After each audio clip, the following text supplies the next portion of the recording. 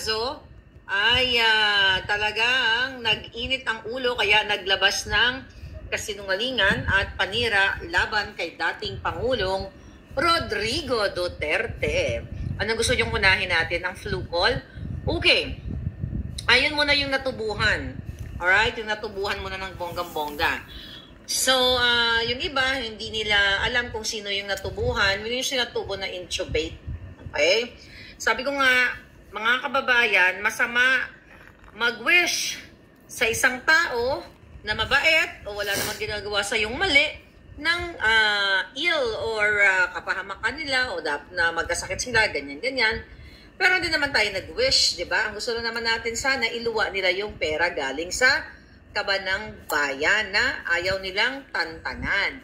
So kahapon, sinabi ko sa inyo na nakakoma na yung itad. Alright? At confirmed, pero hindi pa rin ina-announce.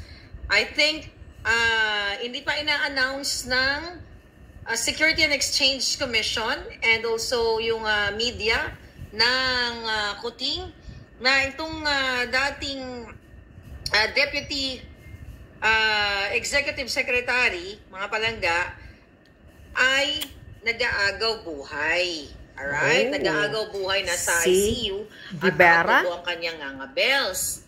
So, it's the same thing na ginagawa nitong mga jutang ginemes na dalawang yung ahas at puting na isang linggo mahigit, di ba? More than a week bago sila nagparamdam na sila ay buhay pa after nilang magbuko lang dalawa.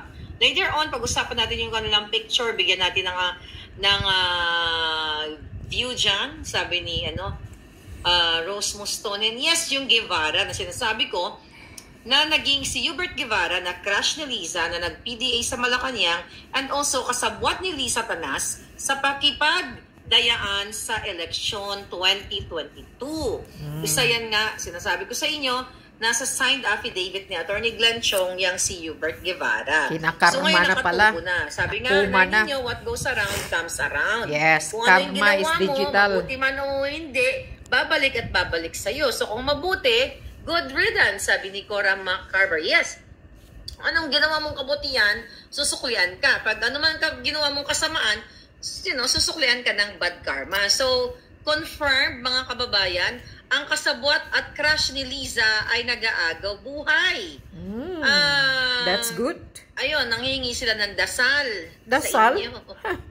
Bakit? Bibigyan niyo pa ng dasal bago kayo pagtaksilan. Sa Dasalan yung mga magnanakaw? Wala ng mga ginayupa na dapat talagang pagbayaran nila ang kanilang kasalanan sa inyo. Okay? Kaya nga. At ang kapal na mukha nila ngayon maghingi-hingi ng dasal. Correct. Kung hiningi namin yung pera, ibalik nyo sa amin. No, yan. Yung mga sinungsong ni Liza Satanas diyan sa inyong pamilya.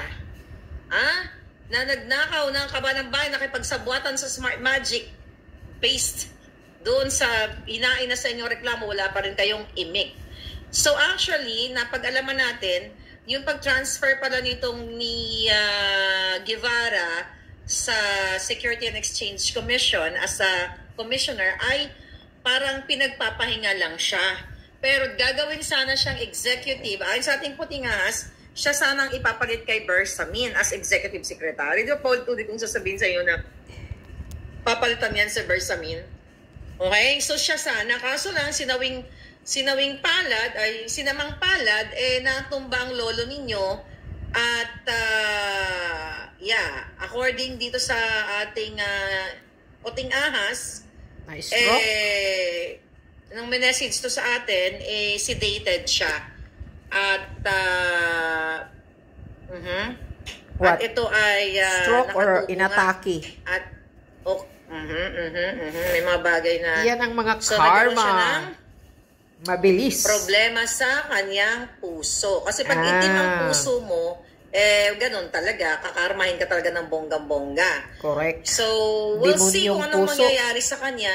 At ang nakakaloka lang, nagsingi sila ng dasal, pero ang Pilipino nanghingi ng kabayaran sa mga ginawa ng itong mga kasabwat ni Liza sa pandaraya, pagnakaw sa inyong mga boto, paglapastangan sa batas, karma for these crooks are just around the Correct. corner, sabi ni Beth Nolan. Exactly. What goes around comes around. Mabilis Yes. ang karma. Hindi na deserve bigyan ng Gaba. dasal. Okay? Sabi ni April Dasal. na may foul play daw. Para di makakanta. No, I don't think so na may foul play. Kasi i-appoint pa nga siya eh. I-appoint pa nga siya dapat. Well, hindi pa naman siya tuluyang nagurgor. So hindi pa rin natin alam. Pero ngayon ay nilalabanan niya si kamatayan. Nilalabanan na so si siya kamatayan. Po ang sinasabi, anong lack ang comments na naman? Dens, hindi na yung mga comment. Okay, hayaan mo na. Karma is good talaga. Pag ganun pa man, nilalabanan niya si kamatayan. Correct. Kung gumaling siya, baka appoint siya as executive secretary. Pero sinisikret pa rin nila. So, ganito yung gobyerno na to. Sinisikreto. Dahil mo si Kuting, ilang oras lang dyan bago lumabas, di ba? Kaya Tapos nga. silang magjugjugan, magjumbagan sila ni Suntukan Satanas. ni And Lisa. notice this. Tapusin na muna natin itong si Guevara.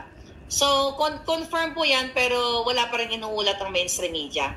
So, yun nga. mga talipandas, mga taksil, karapatan ng taong bayan na malaman ang mga lingkod.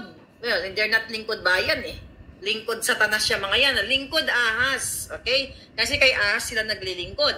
Karapatan ng taong bayan na ang lingkod ahas ay malaman namin, ninyong lahat, na buhay pa ba or hindi. Kasi sumisweldo yan eh. Di ba? Kahit na agaw buhay sumisweldo. So, dapat malaman. Katulad ni Remulla, ginago nila. Di mga Satanas talaga. Naglulukong gobyerno. Makita natin to si Ahas. Si Ahas, nagpalabas na sila ng picture. Tignan natin. Post natin si Ahas. Tignan niyo yan, ha? Nagpalabas si Ahas ng picture, mga palangga. Okay? Nakita niyo yan. Napalakihan natin. Naka-side view. Naka-side view si Ahas. Tinago ang bukol at tahi. Naka-side view si Ahas. So, tinitignan ko at binabalikan natin yung kanyang...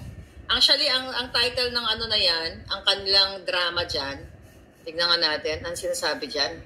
Yan. Regular admin meeting. Admin. Oh my God. Sino ba itong mga writer nila ito, mga Shonga Bells? With First Lady Ahas staff. Ayan. So, walang explanation kung ano yung pinagmimitingan nila. So, definitely, itong mga eksena na ito, stop sharing natin.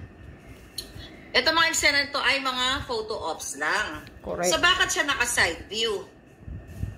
Di ba usually nagpa-picture yan yung ngiti niya, yung ngiting ahas, abot hanggang tenga niya, yung fake niya nga ngiti. So, bakit siya naka-side view? Bakit tinatakpan niya yung flukol niya? Tinago yung bukol. Tinatakpan niya yung flukol niya para hindi makita, mga palangga. Nakakaloka, di ba?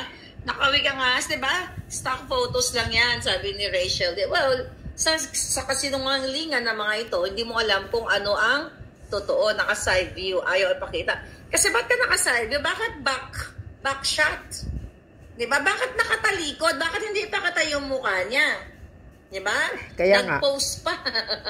Sabi ni Karma, para hindi makita yung flukol.